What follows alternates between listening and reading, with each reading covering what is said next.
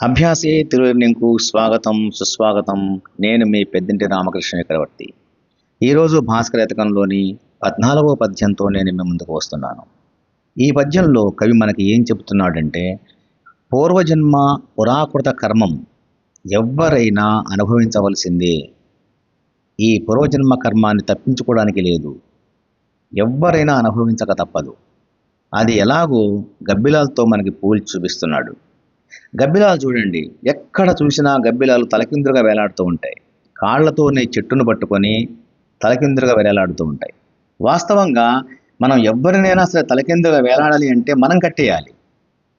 అది పక్షులైనా జంతువులైనా మనుషులైనా ఎన్ని కాళ్ళ జంతువులైనా మనం తలకిందులుగా వేలాడేసి అంటే కాళ్ళని చెట్ల కొమ్మల కడితే తప్ప తలకిందులుగా వేలాడం కదా.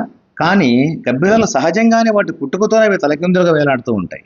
అవి ఎలా వేలాడుతున్నాయి ఎందుకు చెప్తున్నాడంటే కవి, వాటి యొక్క పూర్వజన్మ పురాకృత కర్మం అవి అనుభవిస్తున్నాయి అని చెబుతున్నాడు. కాబట్టి గబ్బిలాలే కాదు, ఎవ్వరికి ఆ పూర్వజన్మలో వాళ్ళు చేసుకున్న పాపపుణ్యాలు ఏవైతే ఉన్నాయో అవన్నీ తర్వాత జన్మలో అయినా సరే అనుభవించక తప్పదు.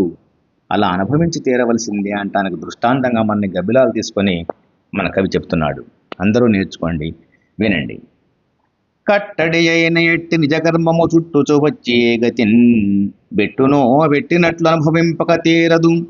కాళ్ళు మీదుగాన్ గిట్టక వ్రేలుడంచున్ తలకరిందుగ గట్టిరి ఎవ్వరైన నా చుట్టున గబ్బిలంబులకు చేరిన కర్మముగాక భాస్కరా. పూర్వజన్మ యొక్క పాపం వల్ల గబ్బిలాలు తలకిందులుగా వేలాడుతున్నాయి. అలాగే ఎవరైనా కూడా పూర్వజన్మలో చేసుకున్నటువంటి పాపపుణ్యాల్ని అనుభవించక తప్పదు అని చెబుతున్నాడు. అంటే సాధ్యమైనంత వరకు పాపకార్యాలు చేయకూడదు.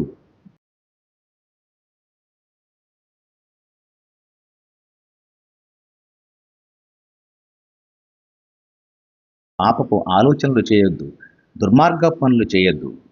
సాధ్యమైనంత వరకు ధర్మాన్ని పాటించండి. ధర్మం మనల్ని తప్పక రక్షిస్తుంది.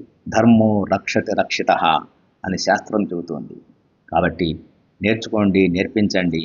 ఓం శ్రీ సరస్వత్యై నమః.